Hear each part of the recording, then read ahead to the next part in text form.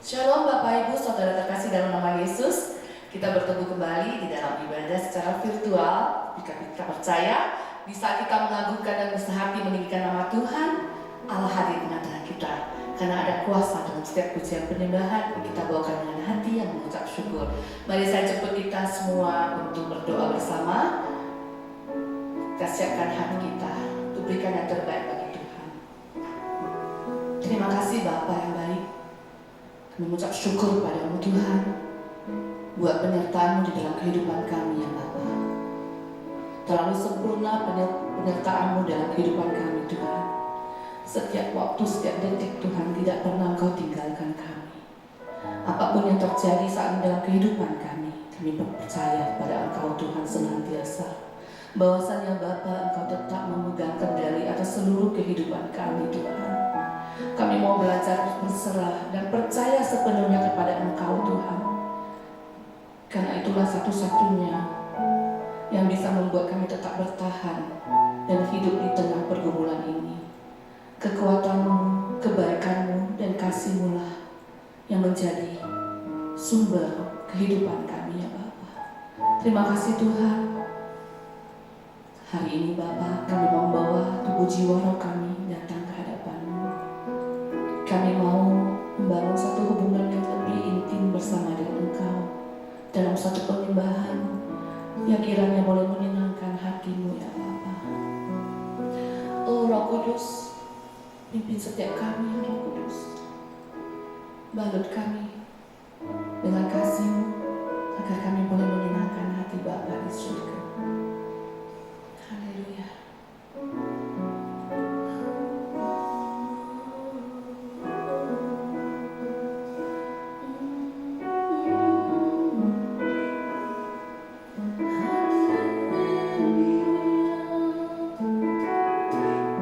Hari ini saya mengajak Bapak Ibu Saudaraku untuk masuk dalam penyembahan yang manis bersama dengan Tuhan. Dan biarkan Roh Kudus yang akan menuntun selangkah demi selangkah untuk menyembah di dalam roh dan kebenaran.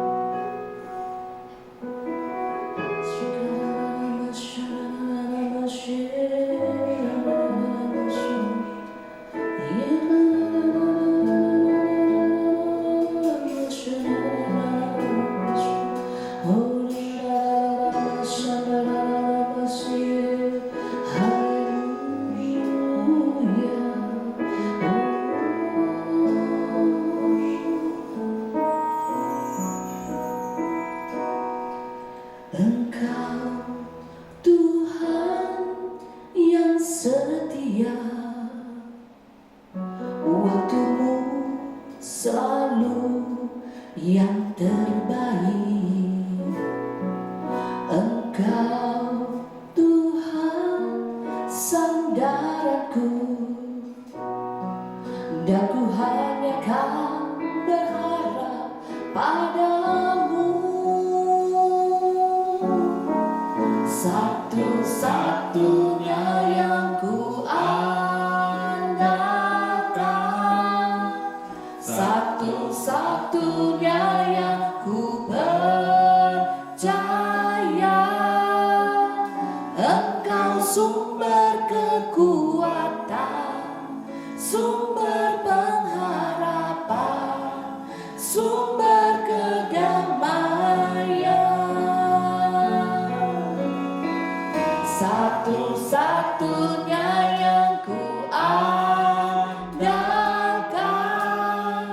satu-satunya yang ku percaya. Engkau Tuhan memberkati, Tuhan penyembuhku, Tuhan pemulihku. Sama-sama kita angkat pujian ini. Engkau Tuhan yang setia, waktu-Mu selalu yang terbaik. Engkau Tuhan sandaranku, dan ku hanya kan berharap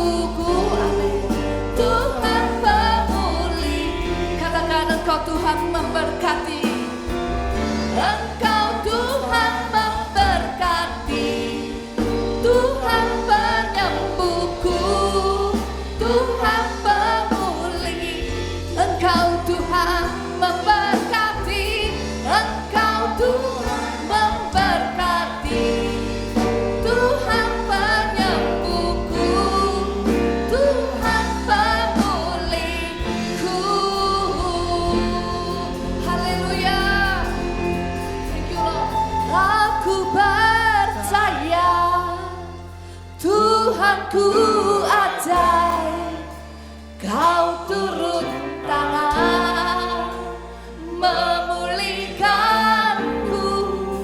Aku percaya Tuhanku dahsyat, Kau turun tangan memberkatiku.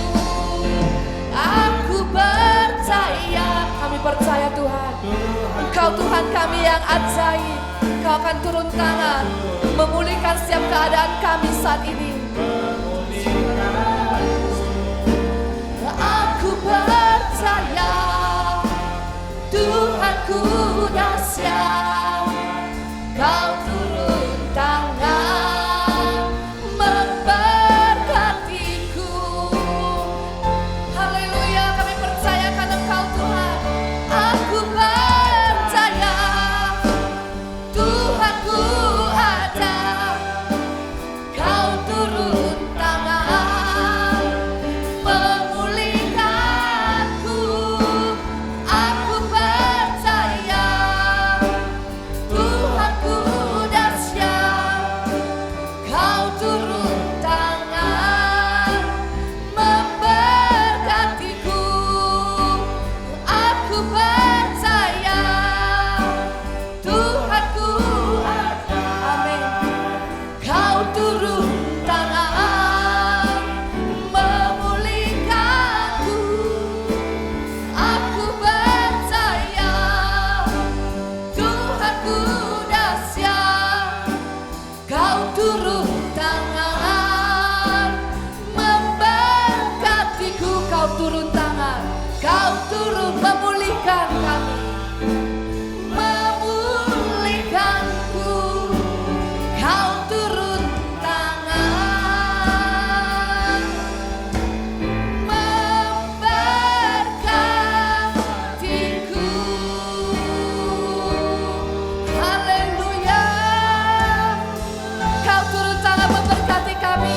Kami percaya Engkau Tuhan yang bisa kami andalkan. Engkau satu-satunya yang kami percaya. Engkau sumber kekuatan kami Tuhan.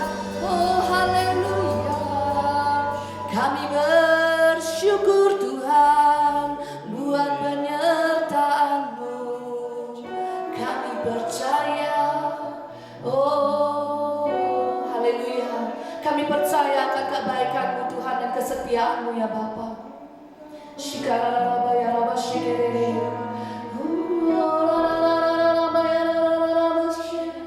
Haleluya, sembahlah Dia, sembahlah Dia, Allah yang kudus, Allah yang berkuasa, Allah yang besar. Kami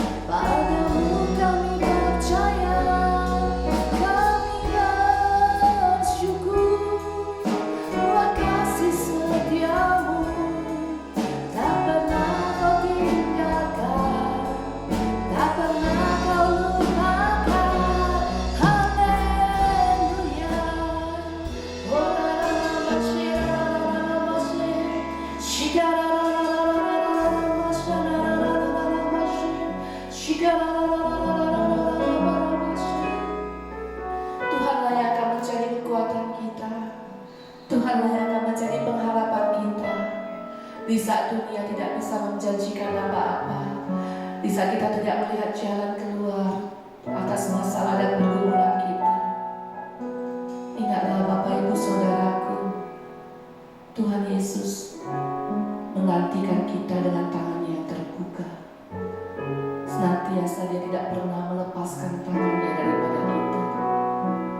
Karena itu datanglah kepadanya, nyatakan segala isi hati, karena hanya tinggal dekat dengan Dia saja ada kekuatan yang baru yang dari Dia.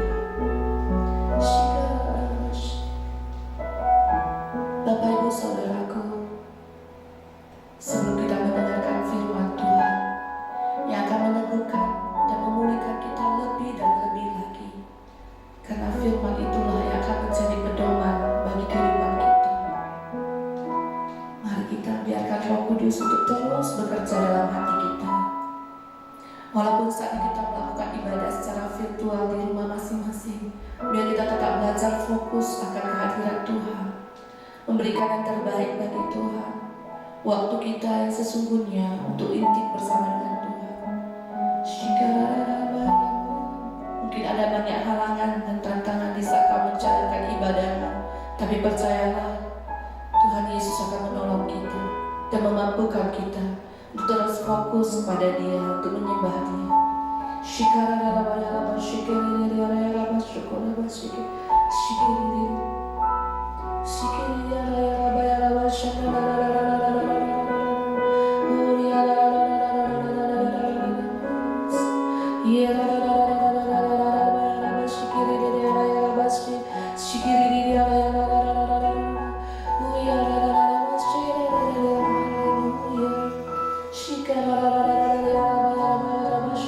Bapak Ibu yang bisa berbahasa roh, silakan berbahasa roh.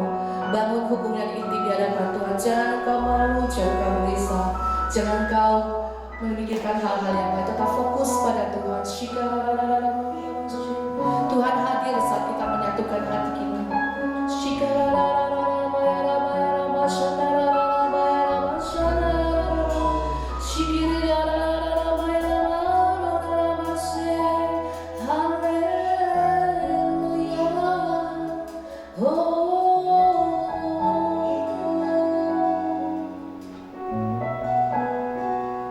Ku ingin selalu bersekutu denganmu, menikmati hadiratmu, biarkan rohmu tinggal dalam hidupku.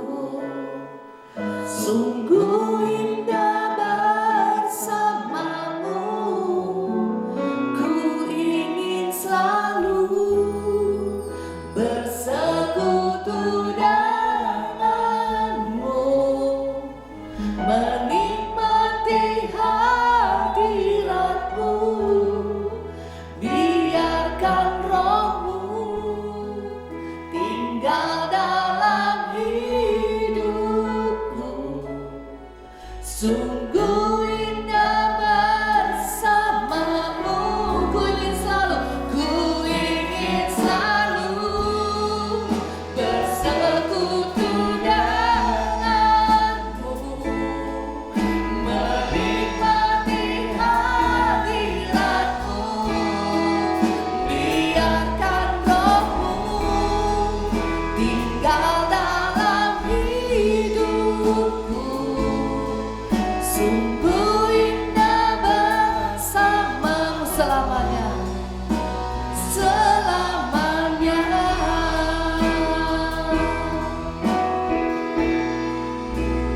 Ingin selalu bersekutu denganmu, menikmati hadiratmu,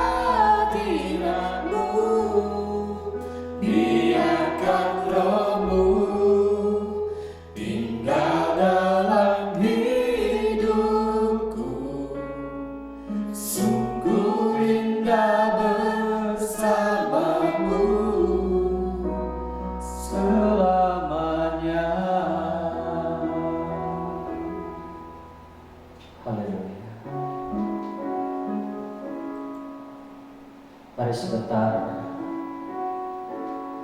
kita mau berdiam di dalam hadirat Tuhan. Kita mau menikmati hadirat Tuhan. Sudah berapa lama kita tidak menikmati ketenangan, kedamaian di dalam hadirat Tuhan oleh karena begitu banyak pergumulan dan persoalan yang terjadi. Situasi dan kondisi dunia ini sedang menarik orang-orang percaya untuk menjauh dari hadirat Tuhan. Tapi biarlah segenap umat Tuhan yang dikasihi Tuhan, kita mau senantiasa mendekat kepada Tuhan. Apapun situasi dan kondisi dunia ini, kiranya kita boleh senantiasa mencari Tuhan, mendekat di hatinya Tuhan. Sebagaimana Raja berkata, hanya dekat Allah saja tenang hati. Dan biarlah hari ini menjadi sebuah perenungan bagi setiap kita, bahwa sungguh benar tidak ada yang lebih indah, tidak ada kebersamaan yang lebih manis selain kita berada di dalam hadirat Tuhan, bersekutu dengan Roh-Nya yang kudus, menikmati kasih-Nya yang mengalir di dalam hatiku. Mari Bapak Ibu Saudara yang dikasihi Tuhan, apapun pergumulan yang kau hadapi saat ini, Tuhan mengerti, Tuhan sungguh peduli.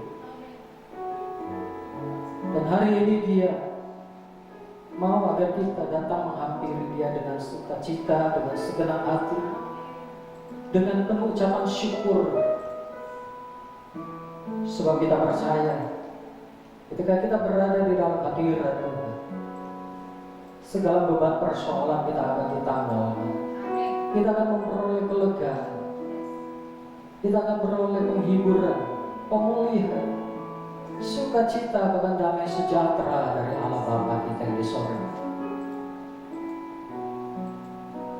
Oh, terima kasih Tuhan. Terima kasih Bapa yang baik. Lihatlah setiap hati kami Tuhan yang rindu akan Engkau, melebihi segalanya. Biarlah ini bukan hanya sekadar sebuah pujian yang keluar dari mulut kami Tuhan, tapi ini merupakan sebuah ungkapan kasih cinta kami yang dalam kepada Engkau. Kami rindu selalu mendekat kepada-Mu. Terima kasih Tuhan Yesus. Ku ingin selalu bersekutu denganmu, menikmati hadirat-Mu, biarkan Roh-Mu tinggal dalam hidupku. Sungguh indah bersamamu, ku ingin selalu bersekutu denganmu, menikmati hadirat-Mu, biarkan Roh-Mu tinggal dalam hidupku. Sungguh indah bersamamu. Sekali lagi katakan, ku ingin selalu bersekutu menikmati hadirat-Mu, biarkan Roh-Mu tinggal dalam hidupku. Sungguh indah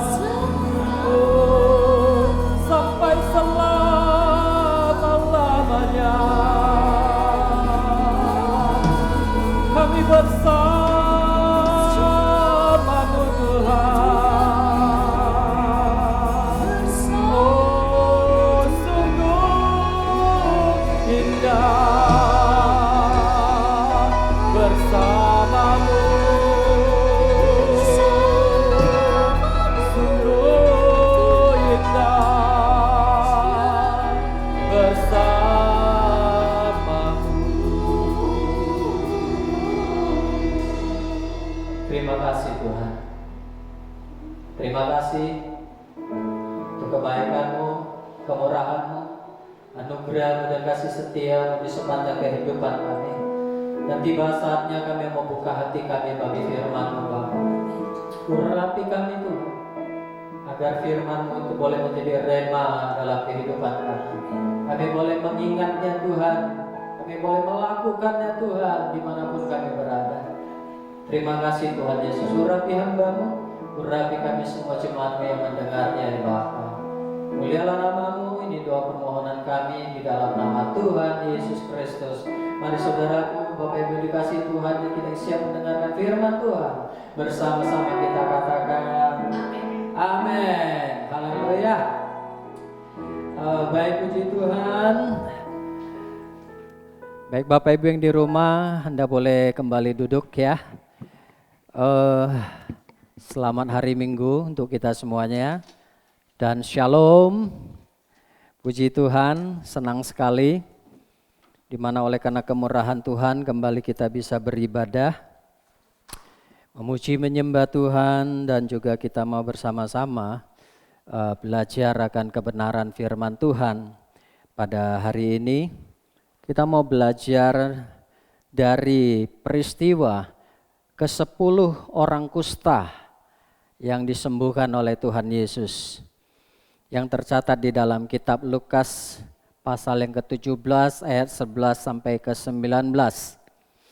Langsung saja kita akan melihat kebenaran firman Tuhan di dalam Injil Lukas pasal 17 ayat 11 sampai ke-19.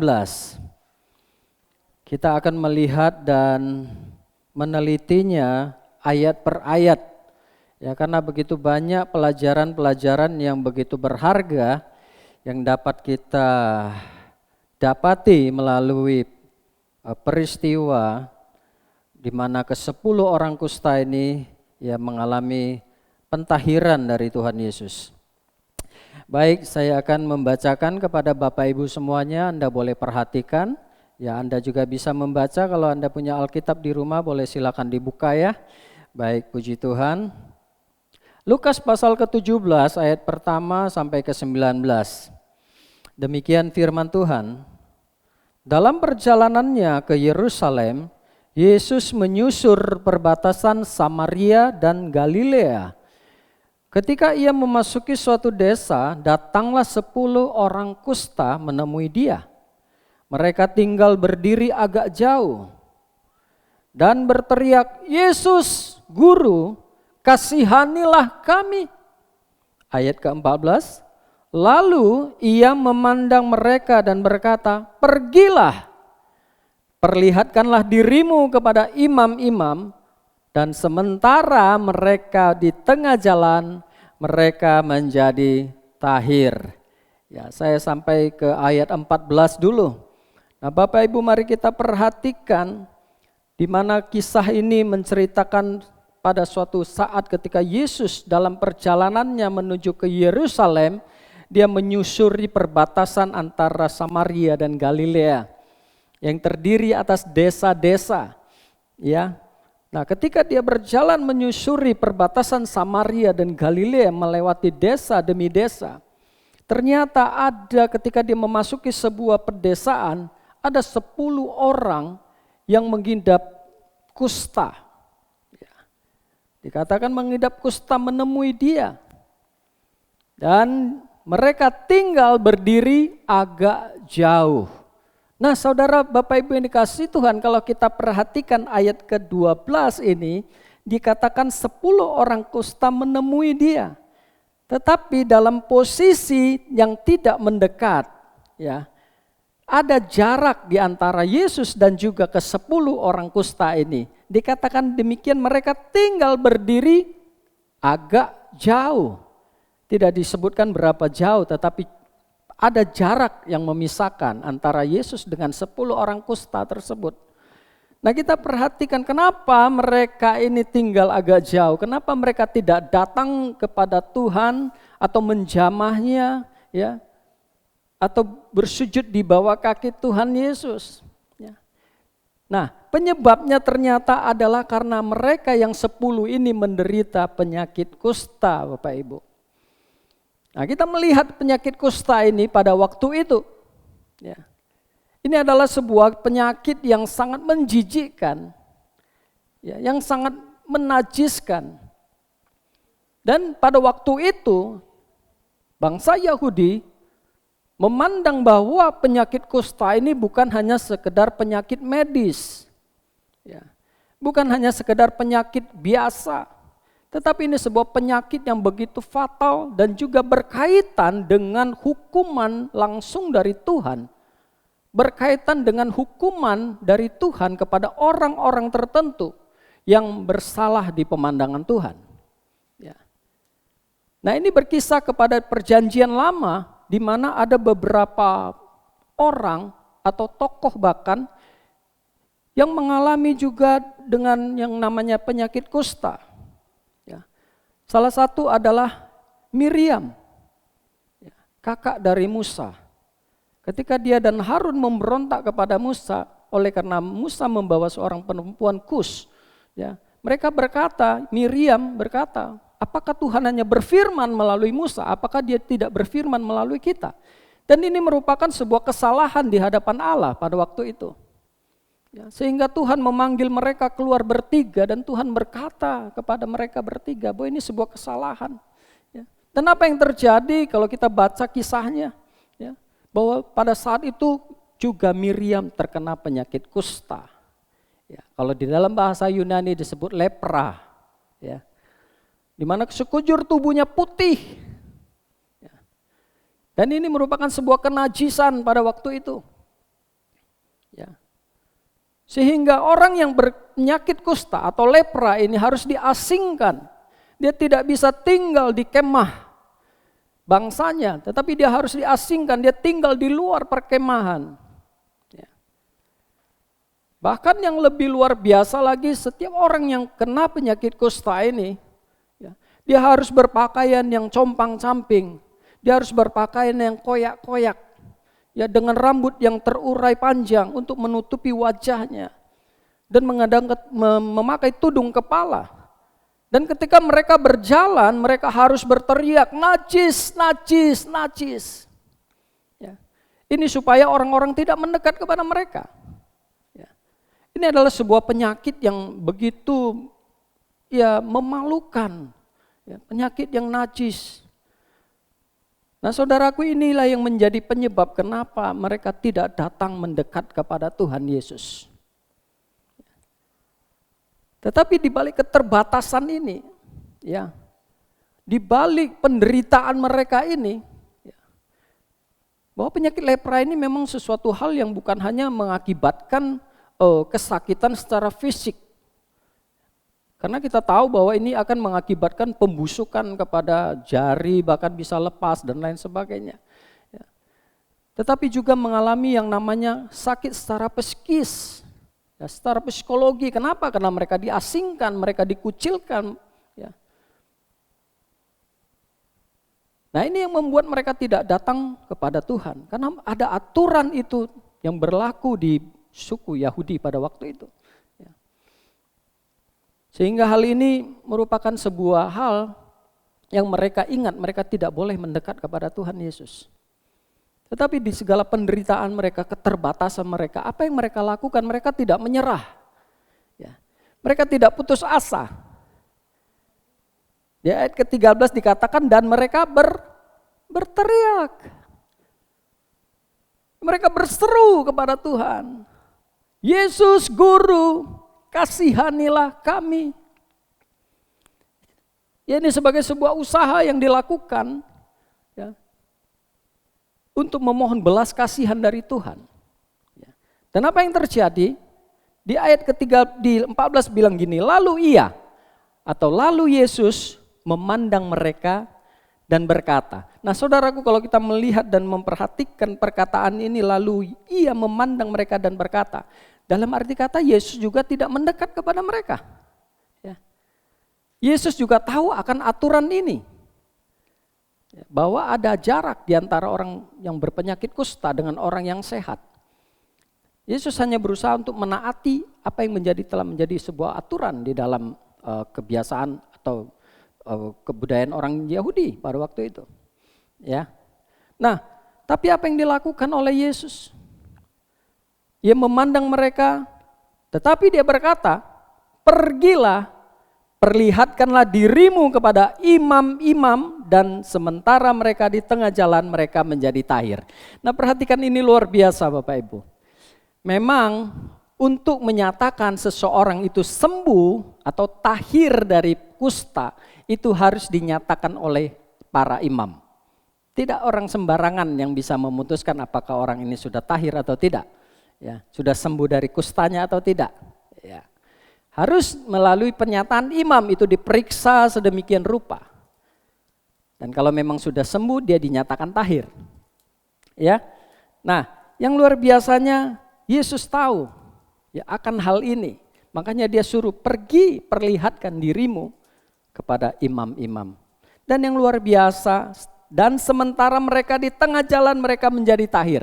Nah Bapak Ibu kalau kita mencermati dan merenungkan perkataan ini, dan sementara mereka di tengah jalan. Berarti ketika Yesus berkata pergi, mereka dalam posisi belum sembuh. Ketika mereka mulai melangkah, mereka masih menderita yang namanya kusta. Kesembuhan itu terjadi kapan? Ketika mereka berada di tengah jalan. Nah, apa yang dapat kita pelajari di sini, saudaraku?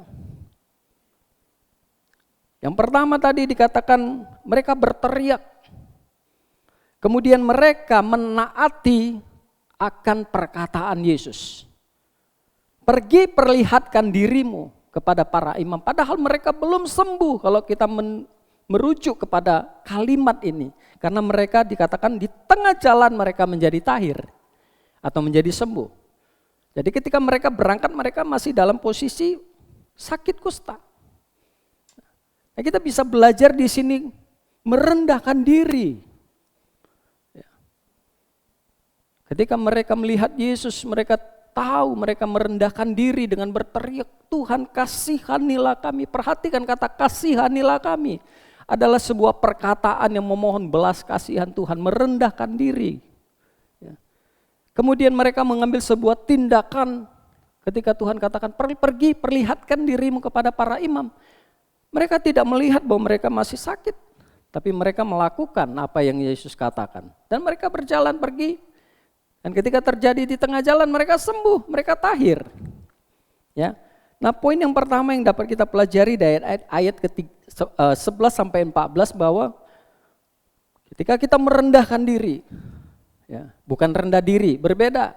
Merendahkan diri dengan rendah diri berbeda. Rendah diri itu cenderung memiliki definisi atau konotatif yang negatif. Ya, minder, ya, tidak percaya diri, itu berbeda dengan merendahkan diri. Sedangkan merendahkan diri ini merupakan sebuah pernyataan sikap hati yang menyadari akan kekurangan kita. Yang menyadari akan kelemahan kita, yang menyadari bahwa kita tidak bisa berbuat apa-apa. Itu merendahkan diri. Merendahkan diri dan ketaatan itu adalah kunci untuk kita memperoleh belas kasihan Tuhan. Nah saudaraku, Tuhan berbelas kasih bukan memandang siapa kita. Bukan karena kita orang kaya Tuhan baru memandang kita. Baru berbelas kasihan.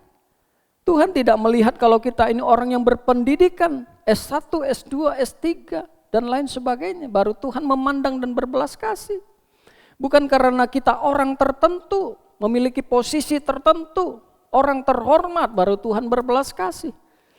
Tuhan tidak memandang siapa kita, latar belakang kita, seberapa najis kehidupan kita, seberapa kotor dan rusaknya kehidupan kita. Tetapi ketika kita datang kepada Tuhan, merendahkan diri kita dan kita memohon belas kasih Tuhan, ketaatan kepada firman Tuhan, maka saudara yakin dan percaya Tuhan akan menyatakan belas kasihan yang luar biasa. Ya. Ini poin pertama yang dapat kita pelajari. Ya. Bahwa kita harus merendahkan diri senantiasa di hadapan Tuhan. Kita mengakui kita nggak bisa apa-apa tanpa Tuhan. Sehingga Tuhan menyatakan belas kasihannya. Firman Tuhan kata orang yang menyombongkan diri, orang yang meninggikan diri akan direndahkan, saudara. Tetapi kita merendahkan hati kita, merendahkan diri, Tuhan akan tinggikan. Saya percaya bahwa orang yang angkuh, orang yang sombong, maka belas kasihan Tuhan juga akan jauh dari hidupnya. Mari Bapak Ibu kita belajar akan poin yang penting ini. Belajar dari ke-10 orang kusta ini. Ya. Merendahkan diri mereka, berseru mohon belas kasihan Tuhan. Ya. Kemudian mereka taat. Walaupun pada saat itu sebenarnya mereka tidak punya alasan untuk pergi karena mereka belum sembuh. Apa yang akan ditunjukkan kepada para imam sementara mereka belum sembuh? Mereka belum tahir. Tapi ini kita belajar sebuah rendah hati, rendah diri, merendahkan diri, kemudian kita disertai dengan sebuah ketaatan, akan memperoleh yang namanya belas kasihan Tuhan yang luar biasa. Ya, itu yang pertama yang bisa pelajari dari kisah ini. Kemudian yang kedua saya lanjut dari ayat yang ke-15 sampai ke-18. Ya, Lukas 17 tadi ayat ke-15 sampai 18 bilang demikian firman Tuhan. Seorang dari mereka, ya, ketika melihat bahwa ia telah sembuh, kembali sambil memuliakan Allah dengan suara nyaring. Lalu tersungkur di depan kaki Yesus dan mengucap syukur kepadanya. Orang itu adalah seorang Samaria. Lalu Yesus berkata, bukankah ke-10 orang tadi semuanya telah menjadi tahir? Di manakah yang 9 orang itu?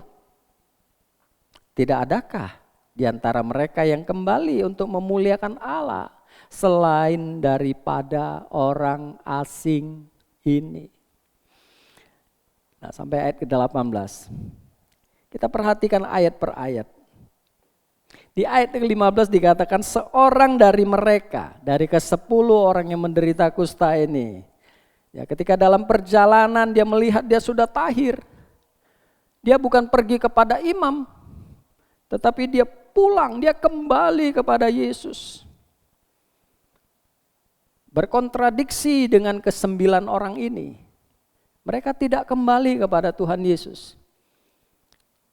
Dan tidak dicatat bahwa mereka juga pergi kepada para imam. Ya. Entah kemana kita tidak tahu. Ya. Walaupun perintahnya suruh pergi mempertunjukkan kepada para imam. Ya, tetapi tidak dicatat saudaraku. Dan yang kita perhatikan ini adalah yang satu orang ini. Ya.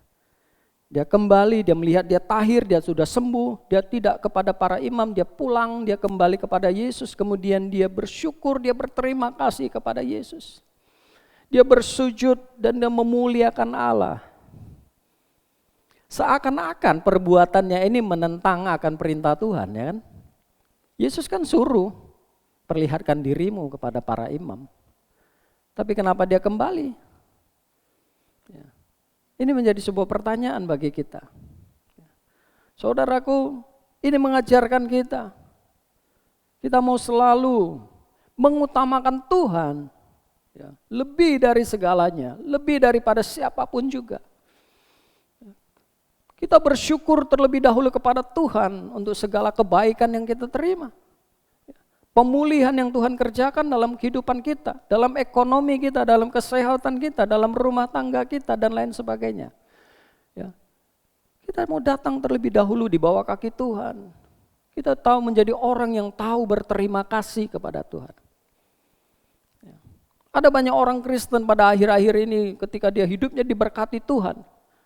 Tidak lagi menjadi orang yang tahu berterima kasih. Bahkan membuat dia semakin menjauh dari Tuhan ketika ekonominya mulai membaik.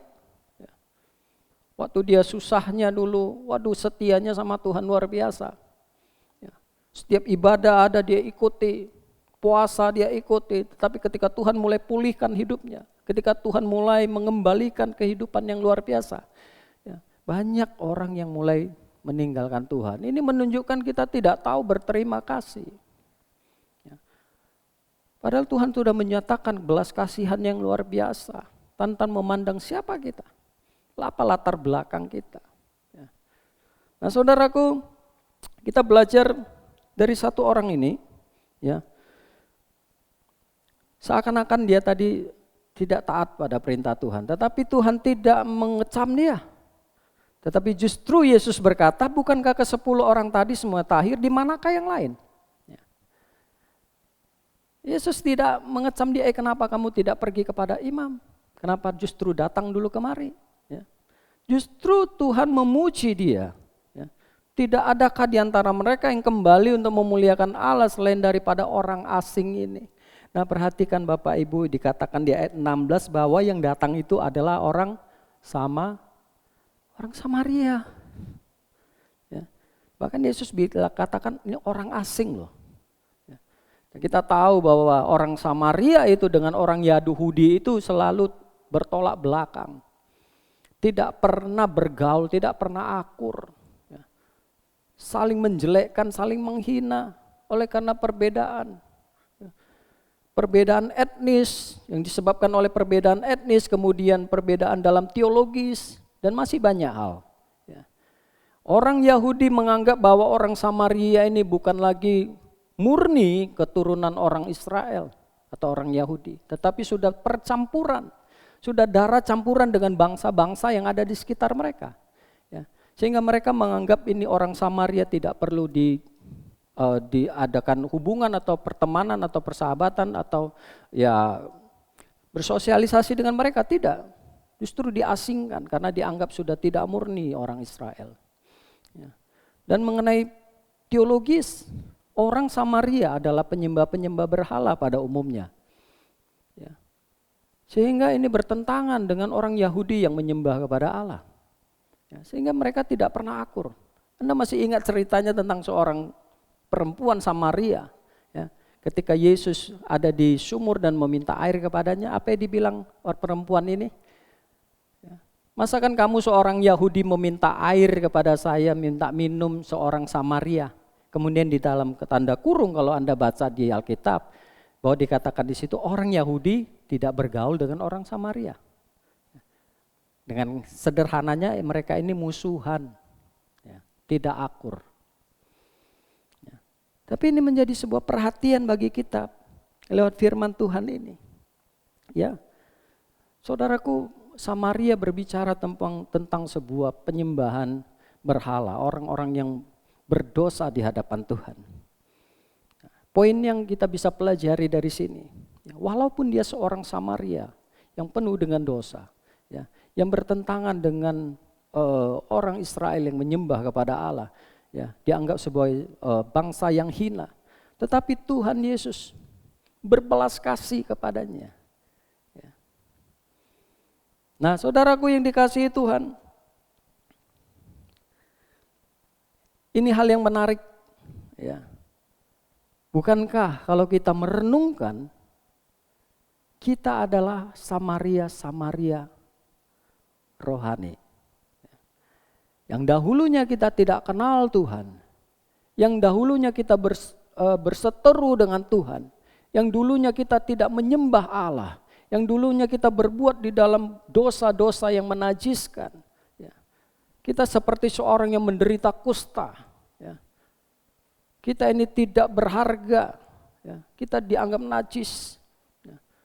Tetapi Tuhan dengan belas kasihan yang besar membawa kita untuk ditahirkan, untuk dimurnikan, untuk dipulihkan, untuk diselamatkan. Ya. Tuhan tidak memandang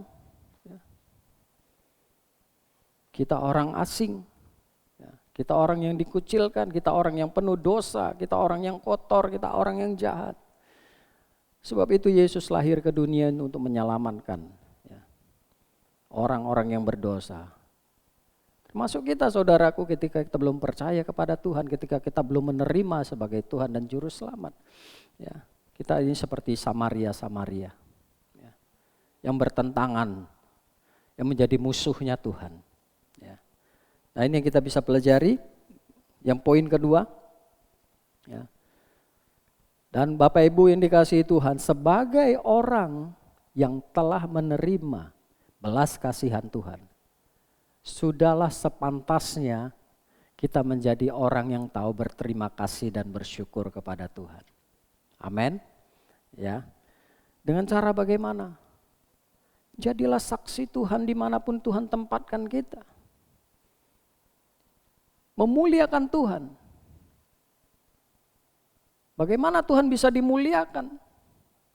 Jika kita tidak pernah menceritakannya kepada orang lain.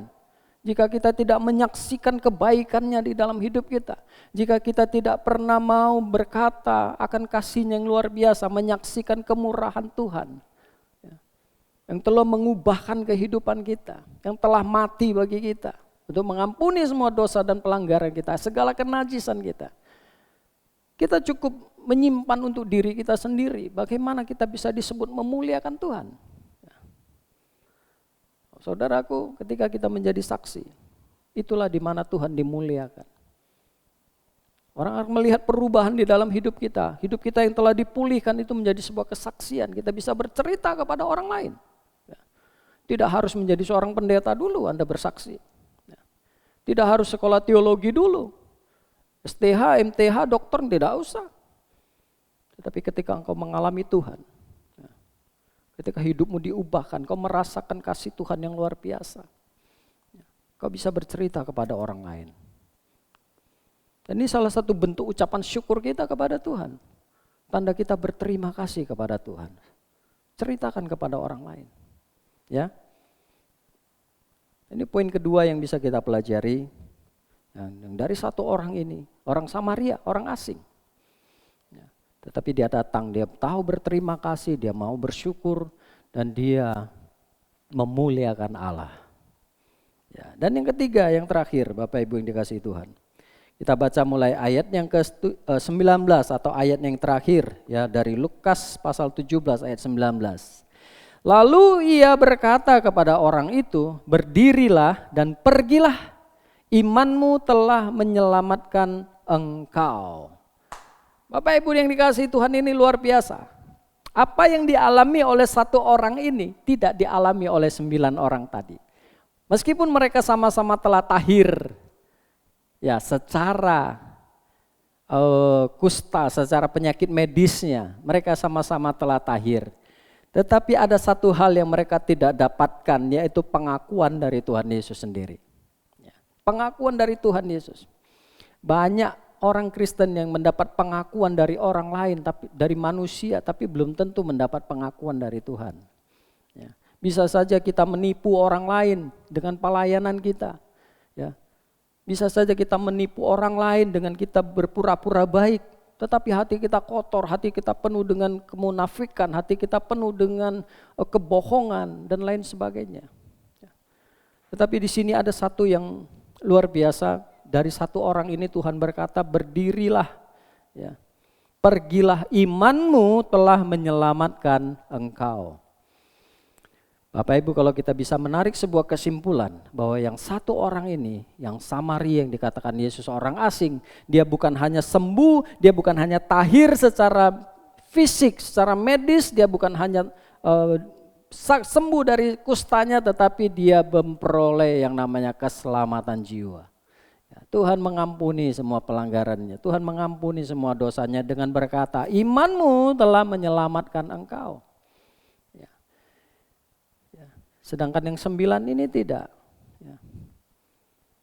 Nah itu Bapak Ibu, mari kita mau datang senantiasa kepada Tuhan. Ya. Bukan dengan liturgis-liturgis yang luar biasa. Ya.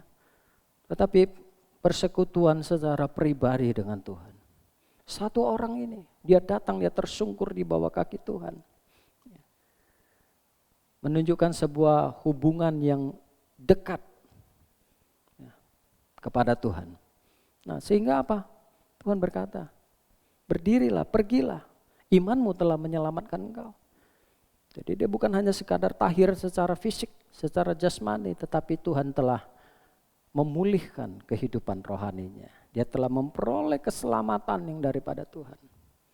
Ya. Nah, kita belajar dari ke-10 orang kusta ini ada 3 hal yang menarik saudara ya. Nah, ini kita bisa nanti mengulangnya, kita bisa merenungkan firman Tuhan ini. Ya. Saudaraku, mari kita bukan hanya sebatas sebagai orang Kristen dalam tanda kutip. Ya. Tetapi kita mau pastikan ya, bahwa diri kita telah menerima benar-benar yang namanya berkat surgawi. Bukan hanya berkat roh jasmani, bukan hanya berkat duniawi. Ya. Tetapi kita memastikan bahwa kita telah benar-benar memperoleh berkat surgawi, yaitu keselamatan jiwa kita. Sebagaimana firman Tuhan berkata dalam Markus 8 ayat 38. Ya, apa gunanya seseorang memperoleh seisi dunia? Ya, seluruh dunia tetapi ia kehilangan nyawanya. Ya. Mau seberapa banyak pun kita miliki seisi dunia ini, kalau kita kehilangan nyawa, percuma. Ya. Sebab itu mari kita selalu tertuju kepada berkat-berkat rohani yang tidak akan pernah musnah, yang tidak akan pernah di mana ngengat dan karat merusaknya. Ya. Kita tetap memandang kepada Tuhan. Ya, kita tetap mendekat kepada Tuhan, kita mencari wajah Tuhan, bukan hanya sekedar mencari tangannya. Ya. Ada banyak orang ya, akhirnya terpikat, terbuai oleh kekayaannya, ya, oleh posisinya, jabatannya, dan lain sebagainya. Ya. Sehingga dia melepas yang namanya berkat surgawi yang Tuhan telah sediakan. Ya. Hanya karena pernikahan dan lain sebagainya, hanya karena jabatan, ya, meninggalkan Tuhan. Jadi kejar hanya dunia ini. Ya. Padahal kita tahu bahwa segala sesuatunya akan kita tinggalkan. Ya. Dan yang menjadi milik kita yang abadi adalah di dalam kerajaan sorga. Baik, puji Tuhan Bapak Ibu yang dikasihi Tuhan, ini kita bisa belajar ya. Ketiga hal ini, mari kita benar-benar merenungkan firman Tuhan ini di dalam Lukas pasal 17 tadi. Bagaimana dari ke-10 orang kusta ini. Ya, bagaimana belas kasihan Tuhan, ya itu boleh terjadi di dalam kehidupan kita. Kita mau selalu merendahkan diri, kita mau hidup di dalam ketaatan, walaupun situasi dan kondisi tidak mendukung, tetapi kita mau terus belajar taat. Walaupun kita melihat segala situasi, lingkungan yang ada di sekeliling kita, ya, mau menggoyahkan iman percaya kita kepada Tuhan. Tapi kita mau belajar dari satu orang ini. Dari orang yang berpenyakit kusta ini, mereka taat. Ketika Tuhan berkata, pergi, perlihatkan dirimu kepada imam-imam, meskipun pada saat itu ketika mereka mulai berjalan mereka belum sembuh. Karena kesembuhan itu tercatat mereka alami ketika sedang berada dalam perjalanan. Kita belajar saudaraku, walaupun saat ini kita tidak melihat karya Tuhan, kita tidak melihat ya mujizat Tuhan, tapi kita mau tetap mau percaya kepada setiap firman Tuhan. Itu pasti akan terjadi. Tuhan hanya menunggu waktu yang tepat. Tuhan hanya menunggu waktu yang tepat untuk menggenapi janjinya di dalam kehidupan kita. Haleluya. Terpujilah Tuhan Yesus. Mari Bapak Ibu, Anda yang ada beribadah di rumah, Anda boleh bangkit berdiri bersama-sama. Haleluya. Kita akan menutup ibadah kita pada hari ini. Terima kasih Tuhan Yesus untuk firman-Mu yang telah Engkau sampaikan pada hari ini. Pelajaran yang begitu berharga lewat peristiwa kesembuhan 10 orang kusta. Bagaimana semua ini boleh terjadi, kami bisa belajar, kami bisa merenungkannya dengan baik. Dan terlebih lagi kami mau menjadi salah satu dari ke-10 orang ini yang ketika mengalami mujizat Tuhan, mengalami berkat Tuhan, mengalami pemulihan Tuhan, mengalami kuasa dan belas kasihan Tuhan. Kami mau menjadi orang yang tahu berterima kasih Tuhan.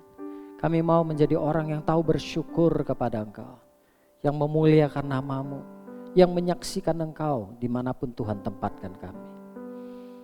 Dan juga kami mau belajar ya Bapa, supaya kami boleh senantiasa membangun hubungan yang mesra dengan Engkau Tuhan. Kami mau selalu tunduk di bawah kaki-Mu. Tuhan terima kasih Kiranya firman-Mu ini boleh menjadi rema, menjadi kekuatan bagi umat-Mu untuk menghadapi situasi dan kondisi di dunia ini yang tidak menentu akhir-akhir ini Bapa. Ada begitu banyak hal, ada begitu banyak peristiwa demi peristiwa yang mau mengguncang daripada iman percaya daripada kami umat-Mu Tuhan.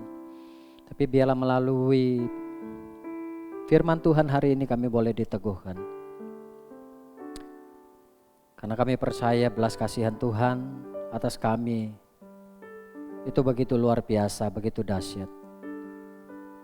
Engkau tidak melihat latar belakang kami, Engkau tidak melihat siapa diri kami Tuhan. Engkau tidak melihat seberapa kotornya hidup kami. Namun belas kasihan-Mu terjadi di saat kami mau merendahkan diri di hadapan-Mu. Saat kami mau hidup di dalam ketaatan kepada firman.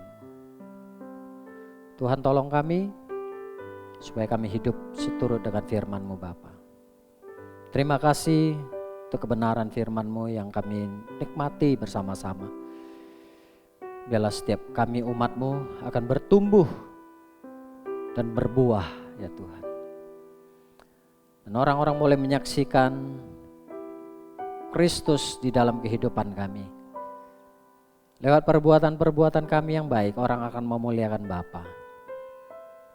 Terpujilah Engkau Tuhan Yesus. Terima kasih Tuhan. Mari Bapak Ibu, kita akan mengakhiri ibadah kita hari ini. Angkatlah kedua tinggi tangan-Mu di hadapan Tuhan. Tuhan, mari Engkau melihat setiap tangan-tangan umat-Mu yang terangkat kepada Engkau. Sebagai bentuk penyerahan diri sepenuhnya kepada Engkau. Bapa, mari Engkau juga turun tangan untuk memberkati kehidupan setiap jemaat-Mu. Segala pergumulan dan persoalan dalam hidup mereka. Biarlah Engkau Tuhan yang menyelesaikannya. Engkau buka jalannya Bapa. Engkau bahkan memberi kekuatan bagi mereka untuk menghadapi semua tantangan dan rintangan yang ada. Tuhan, mari Engkau memberkati umat-Mu. Adonan tangan mereka Tuhan berkati. Kesehatan mereka Tuhan berkati. Pekerjaan mereka, studi, bisnis mereka, rumah tangga mereka Tuhan berkati. Apapun yang mereka kerjakan Tuhan jadikan berhasil dan beruntung. Dan setiap langkah kaki mereka Tuhan pimpin, Tuhan bimbing. Tuhan, biarlah Engkau senantiasa menolong setiap umat-Mu untuk bisa menjadi saksi-Mu dimanapun mereka berada. Terima kasih Tuhan Yesus, kami memberkati bangsa kami Indonesia. Kami rindu Tuhan menyatakan belas kasihan kepada bangsa kami untuk bisa menyelesaikan kemelut-kemelut persoalan-persoalan yang sedang dihadapi oleh bangsa ini. Baik itu masalah COVID, masalah-masalah politik, masalah radikalisme dan terorisme. Semuanya boleh diselesaikan dengan baik ya Tuhan. Tuhan turut campur tangan dan memberkati pemerintah di dalam menjalankan roda pemerintah dengan baik, dengan benar, dengan jujur, dengan bijaksana ya Tuhan. Terima kasih Tuhan Yesus, berkati kota di mana kami tinggal tebing tinggi. Kiranya Tuhan anugerah kesejahteraan yang berlimpah-limpah terjadi atas kota kami.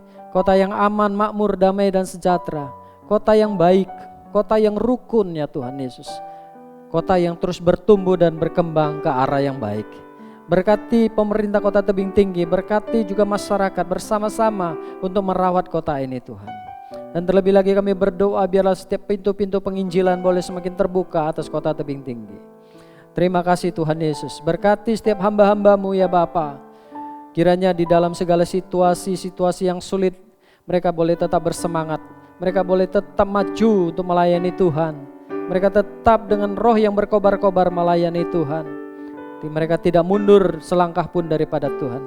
Tuhan pelihara hamba-hamba-Mu. Biarlah mereka boleh senantiasa ada di dalam pagar kasih karunia-Mu. Diberkati setiap keluarga dari hamba-hamba-Mu Bapa. Terima kasih Tuhan Yesus. Kiranya Tuhan Engkau menolong hamba-hamba-Mu tetap memberitakan Injil-Mu dalam keadaan baik ataupun tidak baik. Biarlah Tuhan setiap orang boleh mengenal Engkau lewat pemberitaan firman Tuhan yang disampaikan oleh hamba-hamba-Mu dan setiap jemaat-jemaat-Mu Tuhan. Terima kasih Tuhan Yesus. Terpujilah Engkau, mulialah nama-Mu. Mari umat Tuhan, biarlah pada hari ini Engkau menerima berkat yang daripada Allah Bapa. Kiranya Tuhan memberkati dan melindungi Engkau. Tuhan menyinari Engkau dengan wajah-Nya dan memberikan Engkau kasih karunia. Tuhan menghadapkan wajah-Nya kepadamu dan memberikan Engkau damai sejahtera. Damai sejahtera dari Allah Bapa kita yang di surga, kasih karunia dari Tuhan Yesus, dan persekutuan yang Roh yang Kudus akan menyertai kita sekalian mulai hari ini, besok, bahkan sampai Maranatha, Yesus Kristus datang kali yang kedua. Kita semua yang percaya dan diberkati Tuhan, mari dengan iman percaya bersama-sama kita katakan amin. Haleluya.